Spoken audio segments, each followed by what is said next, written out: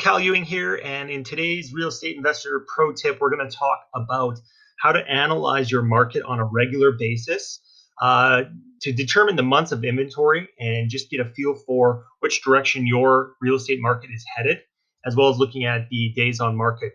And the reason we want to do this, especially as fix and flippers, but also as wholesalers or even rental property owners, is we want to get a feel for how competitive the market is. Is it a buyer's market or seller's market?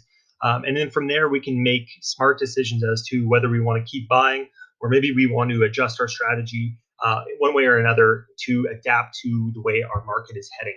So I'm going to share my screen and show you exactly how we do this on a monthly basis. Okay, so I am in the San Antonio MLS system, okay, multiple listing service.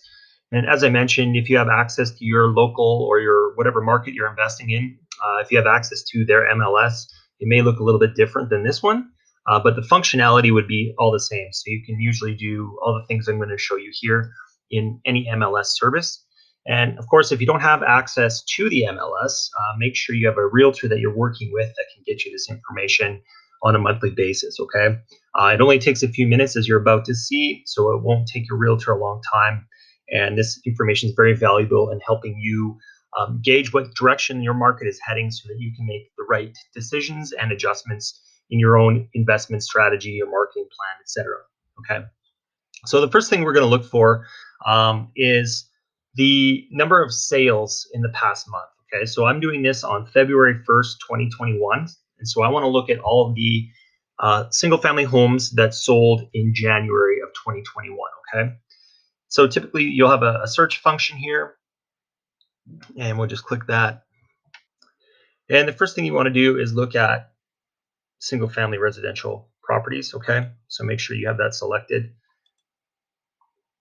And then you want to go and look at your closing date. So this would be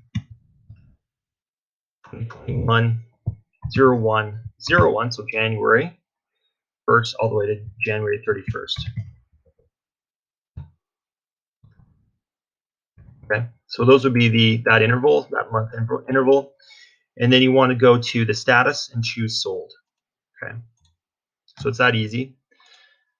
So there were 2,122 sales in this market in January 2021 for single family homes. Okay, so I have a spreadsheet here.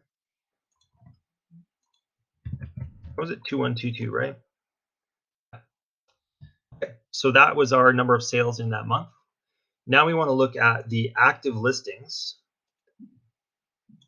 right now. Okay, so that's why you want to do this right on the last day of the month or the first day of the following month. And then we'll close all these out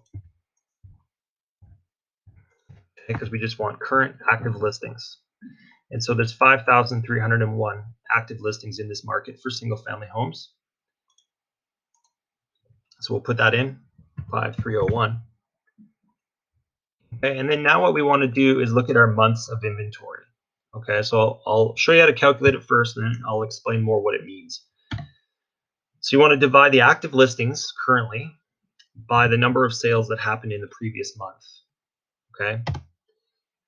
And so what this means is there is 2.5 months of inventory in the San Antonio market, okay, for single family homes. And what months of inventory means is, let's just say that in some hypothetical scenario, there were no more new listings, okay? So all we have are the homes that are actively currently listed on the market, okay? And at the number of sales the previous month, it would take 2.5 months to sell off every single home that was actively listed right now, okay, based on the sales in the previous month, okay? So obviously that would never happen because there's always new listings, but it's just a way of gauging the market and how fast properties are selling, how many properties are actually on the market, etc. Okay. And so what does this mean? Well, if we are in a market where there are 2 months or less of inventory, we would call that a very hot market, or maybe even a hyper market. Okay. Definitely if you're under 1 month of inventory, you're in a hot hyper market. And that means that the seller calls the shots. Okay. And so these are great markets if you're fixing and flipping, because if you have a property that you've remodeled and repaired, you know that you're not only going to get low days on market when you go to sell your property, so your holding costs are going to lower. but you're probably going to get your asking price, and you may even get more than your asking price when you're selling the home. We're talking about multiple offer scenarios and low days on market. Okay. If you're somewhere below 4 months, 3 to 4 months, somewhere in there, that is what we still call that a pretty hot market. That's still a seller's market. And that's pretty typical of most real estate markets.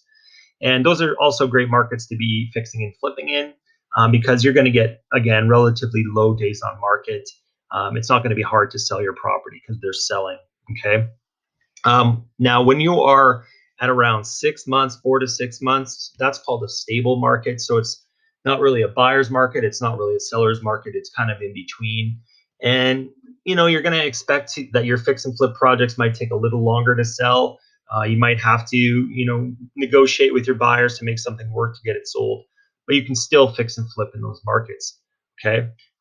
What you don't want to fix and flip in are those markets where you've got more than 6 months of inventory, because in that case, the properties just aren't selling, and you may end up having to take a major loss on your property just to sell it. Okay. And so typically, if we're flippers, we want to avoid those markets and move to markets that are more favorable for selling. Okay. And so that's why I like to look at this monthly, is because I can actually gauge, which direction my market is heading and know ahead of time if I need to change my plan. Okay.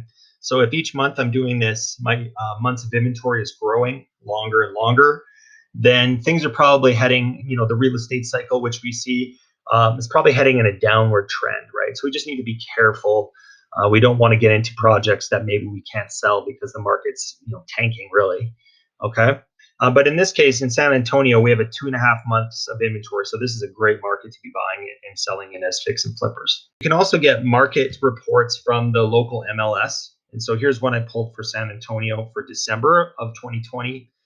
And it gives you all that information as well. So you can look at the number of active listings, the number of sales up here. Okay, so you could actually calculate your months of inventory from a report like this that the real estate board usually publishes. And again, they also have your average days on market. In this case, it was 48 for December. Okay, so you don't need to have access again to the MLS, but your realtor should be able to get you this information on a regular basis. So I hope that helped. If you have any questions or comments, feel free to leave them in the comment section below. And also don't forget to subscribe to our YouTube channel, because I'm posting these kind of tips all the time to help make you a better real estate investor. And also don't forget to join our real estate investing Facebook group. It's called Real Estate Wealth Creators, and there should be a link below this video that'll allow you to get access to that Facebook group. So make sure you join that and subscribe to the channel, and leave any comments you might have about this topic below. Thanks for watching. I'm Cal Ewing.